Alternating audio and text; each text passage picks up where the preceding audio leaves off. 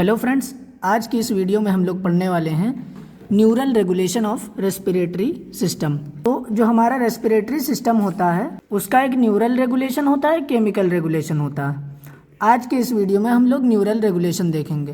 तो neural regulation of respiratory system के लिए दो सेंटर प्रेजेंट होते हैं। न्यूरल रेस्पिरेटरी सेंटर, जो एक सेंटर होता है वो मेड्यूलरी सेंटर होता है जो मेड्यूला में प्रेजेंट होता है। दूसरा पोंटाइन सेंटर होता है जो कि पॉन्स में प्रेजेंट होता है। मेड्यूला के अंदर दो सेंटर होते हैं, डॉर्सल ग्रुप ऑफ न्यूरॉन और ventral group of neuron. Pons के अंदर दो सेंटर होते हैं, एक एपन्यूस्टिक सेंटर होता है और दूसरा न्यूमोटैक्सिक सेंटर होता है। अब इस डायग्राम में हम लोग देखेंगे कि जो हमारे रिस्पिरेटरी सेंटर है वो कहाँ कहाँ प्रेजेंट होते हैं। तो सबसे पहले पॉन्स के अंदर जो अपर पॉन्स में प्रेजेंट होता है वो होता है न्यूमोटैक्सिक सेंटर, और जो लोअर पॉन्स में सेंटर होता है उसे हम लोग एपन्यूस्टिक सेंटर कहते हैं। फिर मेड्यूला के अंदर जब हम लोग आते हैं तो हमारा एक ventral respiratory group of neuron होता है जिसे हम लोग वीआरजी कहते हैं, और दूसरा dorsal respiratory group of neuron होता है जिसे हम लोग डीआरजी कहते हैं। और इसी डॉर्सल रिस्पिरेटरी ग्रुप से हमारी वेगस नर्व और ग्लॉसोफेरेंजियल नर्व जुड़ी हुई होती है। अब हम लोग देखेंगे कि कौन कौन से रेस्पिरेटरी सेंटर पाए जाते हैं। तो मेड्यूलरी रिस्पिरेटरी सेंटर जो है दो हैं, डॉर्सल रिस्पिरेटरी ग्रुप जिसे हम लोग डीआरजी ऑफ न्यूरॉन कहते हैं, ventral respiratory group of neuron जिसे हम लोग वीआरजी कहते हैं। पोंटाइन रिस्पिरेटरी सेंटर जो पॉन्स में प्रेजेंट होते हैं, सबसे पहले होता है अपर पॉन्स में न्यूमोटैक्सिक सेंटर और लोअर पॉन्स में एपन्यूस्टिक सेंटर। तो हम लोग देखेंगे न्यूमोटैक्सिक सेंटर को।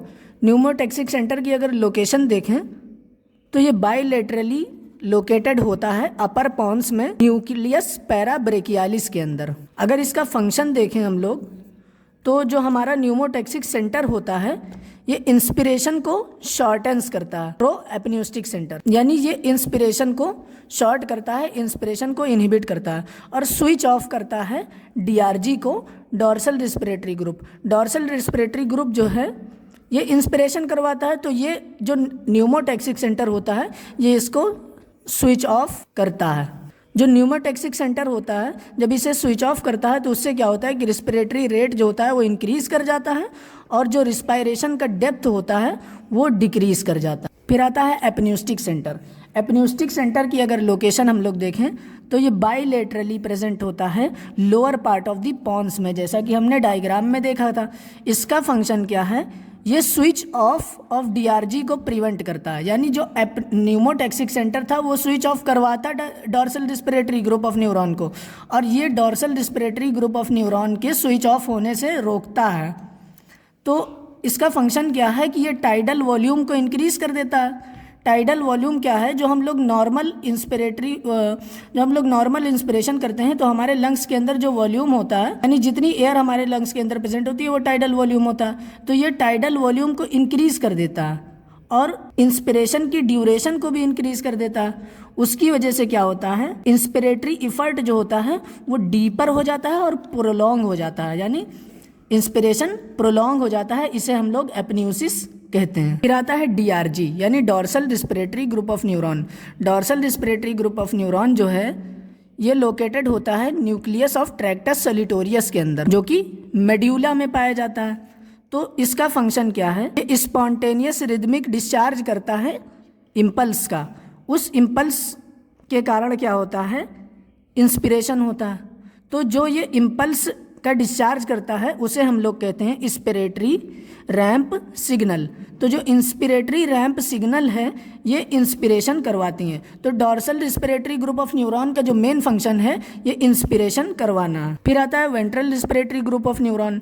ये लोकेशन इसकी अगर देखें तो ये लोकेटेड होता है lateral and ventral to the DRG, यानी जहाँ पर हमारा dorsal respiratory group of neuron होता है मेड्यूला के अंदर, तो ये उसके लेटरल में और वेंट्रल में प्रेजेंट होता है, और ये प्रेजेंट होता है न्यूक्लियस एम्बिगुअस के अंदर। इसका फंक्शन क्या है, ये कुछ इम्पल्स को डिस्चार्ज करता है जब हमारी फोर्स्ड ब्रीथिंग होती है, यानी जब हम लोग फोर्स्ड ब्रीथिंग करते हैं उस वक्त ये इम्पल्स को डिस्चार्ज करता है। फिर एक आता है pre Burt ginger complex.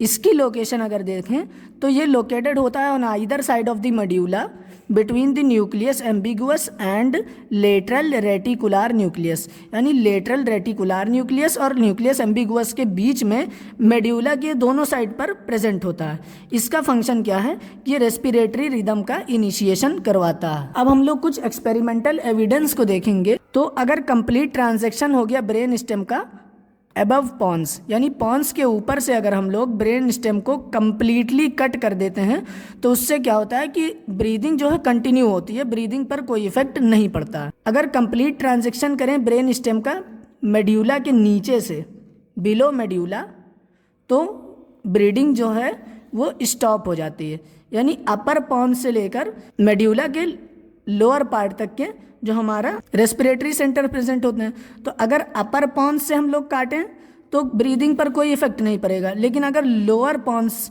Lower medulla below medulla अगर हम लोग ट्रांजैक्शन कर दें तो ब्रीदिंग जो है वो स्टॉप हो जाएगी, क्योंकि सारे रेस्पिरेटरी सेंटर उसके ऊपर पाए जाते हैं। अगर हम लोग मिड पॉन्टाइन लेवल पल्सेशन करें तो क्या होगा, एपन्यूसिस होगा। एपन्यूसिस क्या होता है कि arrest of the respiration in inspiration, यानी इंस्पिरेशन का अरेस्ट हो जाएगा। अगर हम लोग मिड पॉन्टाइन लेवल पर पॉन्स के मिड से अगर सेक्शन करें तो इंस्पिरेशन अरेस्ट हो जाएगा। अगर हम लोग सेक्शन करें पॉन्स और मेड्यूला के बीच से तो क्या होगा, रिस्पिरेशन जो है वो रिदमिक तो होगी बट इरेगुलर होगी, यानी रेस्पिरेटरी रिदम कंटिन्यू रहेगी लेकिन रेगुलर नहीं होगी, इरेगुलर हो जाएगी अगर हम लोग पॉन्स और मेड्यूला के बीच से सेक्शन कर देते हैं। तो अब हम लोग देखेंगे कि आखिर इसका मैकेनिज्म होता कैसे। सबसे पहले क्या होता है कि जो डॉर्सल रेस्पिरेटरी ग्रुप होता है न्यूरॉन का मेड्यूला के अंदर, वो कुछ इम्पल्स को डिस्चार्ज करता है स्टीडली और स्पॉन्टेनियसली, जिसे हम लोग इंस्पिरेटरी रैंप सिग्नल कहते हैं। यानी डीआरजी से ये इंस्पिरेटरी रैंप सिग्नल नाम की इम्पल्स डिस्चार्ज होती है। उससे क्या होता है, स्टीडी एंड सस्टेन्ड कॉन्ट्रैक्शन होता है रेस्पिरेटरी मसल का, यानी जो हमारी रेस्पिरेटरी मसल्स हैं उनका कॉन्ट्रैक्शन होता है। कॉन्ट्रैक्शन की वजह से क्या होता है कि जो हमारा चेस्ट वॉल है और लंग्स है वो एक्सपैंड कर जाता है, यानी एक्सपैंड कर जाता है, उसकी कैविटी इंक्रीज कर जाती है। तो जब वो एक्सपैंड करता है तो एयर जो होती है वो लंग्स के अंदर एंटर कर जाती है। तो एयर लंग्स के अंदर एंटर कर जाती है, उसका क्या मतलब है कि इंस्पिरेशन हो जाता है। सबसे पहले क्या हुआ कि dorsal respiratory group of neuron जो है हमारे, उन्होंने इम्पल्स को डिस्चार्ज किया जिसे कहते हैं इंस्पिरेटरी रैंप सिग्नल। उसकी वजह से सस्टेन्ड कॉन्ट्रैक्शन हुआ रेस्पिरेटरी मसल्स का, इसकी वजह से चेस्ट वॉल और लंग्स एक्सपैंड हुए। चेस्ट वॉल और लंग्स एक्सपैंड हुए तो लंग्स के अंदर एयर आ गई और इंस्पिरेशन हो गया। जब लंग्स के अंदर एयर आ गई, इंस्पिरेशन हो गया, तो वेगल एफरेंट फाइबर के थ्रू जो इम्पल्स गई न्यूमोटैक्सिक सेंटर के पास, यानी जब लंग्स के अंदर एयर आ गई, लंग्स एयर से फिल हो गए, फिर उस एयर को बाहर निकालना है। तो उस एयर को बाहर निकालने के लिए क्या करेंगे, कुछ वेगल एफरेंट फाइबर होंगे जो कि इम्पल्स लेके जाएंगे न्यूमोटैक्सिक सेंटर के पास। उसकी वजह से क्या होगा, रेस्पिरेटरी रैंप का जो है dorsal respiratory group of neuron से अरेस्ट हो जाएगा, यानी जो रेस्पिरेटरी रैंप थे उसका अरेस्ट हो जाएगा। उसकी वजह से क्या होगा, इंस्पिरेटरी मसल्स जो कॉन्ट्रैक्ट थी उनका रिलैक्सेशन हो जाएगा। रिलैक्सेशन की होने की वजह से क्या होगा, जो लंग्स हमारा है और जो चेस्ट वॉल है वो जो एक्सपैंड हो गई थी वो फिर से रिक्वाइल होकर के अपने ओरिजिनल पे आ जाएगी। उससे क्या होगा कि जो एयर प्रेजेंट होगी लंग्स के अंदर वो लंग्स से बाहर निकल जाएगी और उसी फेनोमेना को हम लोग कहेंगे एक्सपिरेशन। तो जब इंस्पिरेशन हुआ, इंस्पिरेशन होने की वजह से क्या हुआ, जो वेगस नर्व के एफरेंट फाइबर थे वो गए न्यूमोटैक्सिक सेंटर के पास इम्पल्स लेकर गए। उसकी वजह से जो इंस्पिरेटरी रैंप डिस्चार्ज हुआ था dorsal respiratory group of neuron से, उसका अरेस्ट हुआ। उसके अरेस्ट होने की वजह से इंस्पिरेटरी मसल्स जो हमारी वहाँ पर कॉन्ट्रैक्ट हुई थी वो रिलैक्स हो गई। तो मसल्स रिलैक्स हुई, उसकी वजह से क्या हुआ, जो हमारे लंग्स और चेस्ट वॉल का जो साइज़ बढ़ा था, उसकी कैविटी जो इंक्रीज हुई थी वो दोबारा से रिक्वाइल होकर अपने ओरिजिनल कैविटी पर आ गई।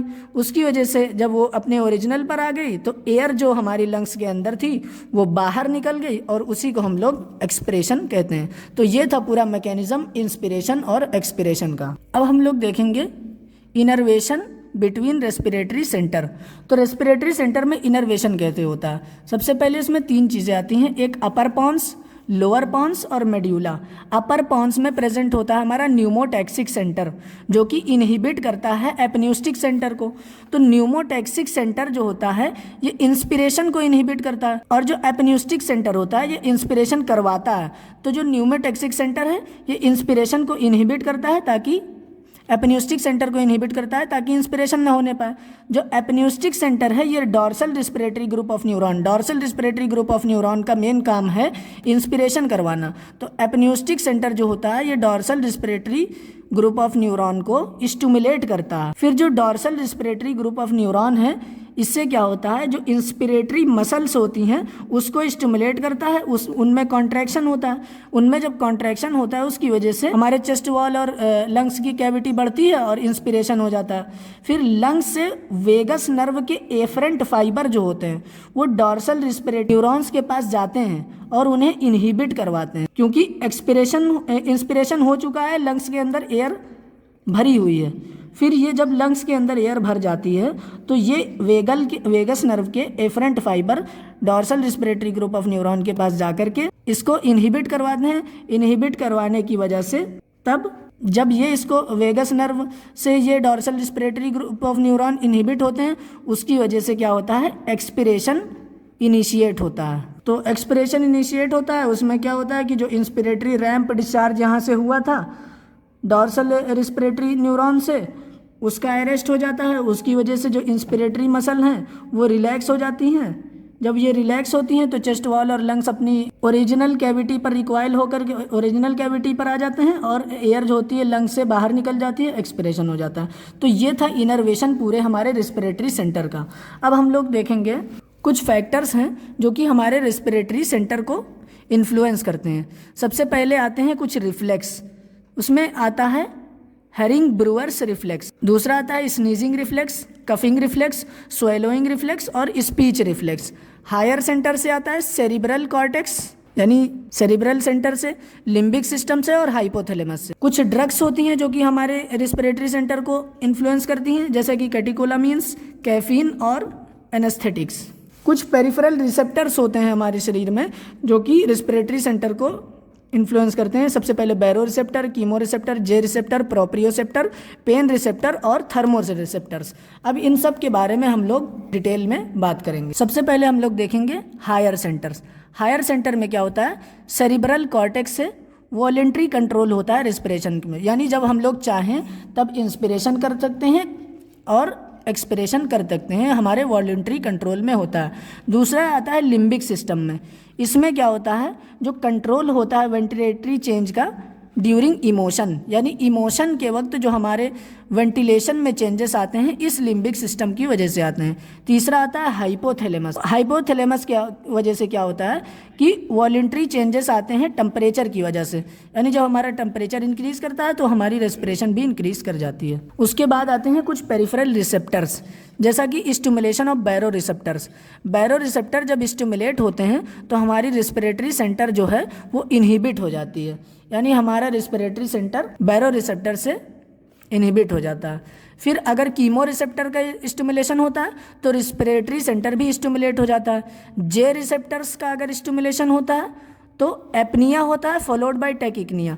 एपनिया क्या है कि हमारा जो रिस्पिरेशन है वो स्टॉप हो जाता है। स्टॉप होने के बाद वो बहुत तेज़ तेज़ चलने लगता है, यानी रेस्पिरेटरी रेट जो हमारा बहुत इंक्रीज हो जाता है। तो एपिपनिया फॉलोड बाय टैकिपनिया। स्टिमुलेशन अगर होता है प्रोप्रियोसेप्टर्स का, इसकी वजह से क्या होता है, ब्रीदिंग हमारी स्टिमुलेट हो जाती है, ये भी स्टिमुलेट करता है। तो जो रिसेप्टर्स थे हमारे, सिर्फ बैरो रिसेप्टर्स ऐसा है जो कि इनहिबिट करता है रिस्पिरेटरी सेंटर को, और जे रिसेप्टर्स में क्या होता है, एपिपनिया फॉलोड बाय टैकिपनिया, यानी सबसे पहले हमारा रेस्पिरेशन स्टॉप होता है और उसके बाद बहुत रैपिड हो जाता है। अब हम लोग कुछ रिफ्लेक्स की बात करेंगे कि जो रिफ्लेक्स अफेक्ट करते हैं हमारे रेस्पिरेटरी सेंटर को। सबसे पहले आता है हरिंग ब्रूअर्स रिफ्लेक्स। तो इसमें क्या होता है, जब हमारा टाइडल वॉल्यूम जो है 1000 ml से ज़्यादा होता है, यानी जो हमारा टाइडल वॉल्यूम क्या है, जो हम लोग नॉर्मल इंस्पिरेशन करते हैं तो हमारे लंग्स के अंदर जो वॉल्यूम ऑफ एयर प्रेजेंट होती है वो टाइडल वॉल्यूम होता है। तो इसकी जो नॉर्मल वैल्यू होती है 500 होती है, लेकिन अगर इसकी वैल्यू जो है 1000 ml से ज़्यादा हो जाए तो क्या होता है, जो हमारे लंग्स के अंदर ब्रोंकस होते हैं उसके अंदर पल्मोनरी स्ट्रेच रिसेप्टर्स पाए जाते हैं। तो वो जो पल्मोनरी स्ट्रेच रिसेप्टर्स होते हैं वो स्टिमुलेट हो जाते हैं। तो जब ये स्टिमुलेट होते हैं तो ये जाकर के न्यूमोटैक्सिक सेंटर के पास इम्पल्स लेकर जाते हैं। उसकी वजह से क्या होता है कि हमारा इंस्पिरेशन जो है उसका अरेस्ट हो जाता है, और इंस्पिरेशन अरेस्ट होता है और जो हमारा एक्सपिरेशन है वो इनिशिएट हो जाता है, एक्सपिरेशन होना शुरू हो जाता है।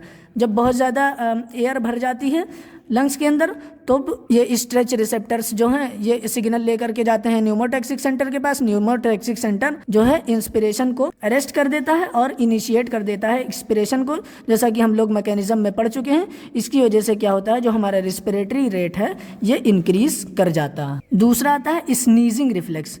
स्नीजिंग रिफ्लेक्स क्या है, अगर हमारे नेजल म्यूकोजा में कोई इरिटेशन होती है, यानी नाक में अगर कोई इरिटेशन होती है, उसकी वजह से क्या होता है, deep inspiration followed by explosive expiration through the nose.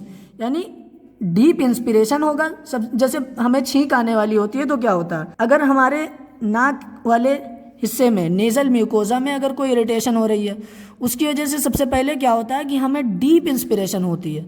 फिर डीप इंस्पिरेशन के बाद एक्सप्लोजिव एक्सपिरेशन होती है नोज के थ्रू, यानी नोज के थ्रू एक्सप्लोजिव एक्सप्रेशन होती है, और जो हमारी इरिटेशन है नेजल म्यूकोजा के अंदर वो बाहर आ जाती है। ऐसे होता है कफिंग रिफ्लेक्स।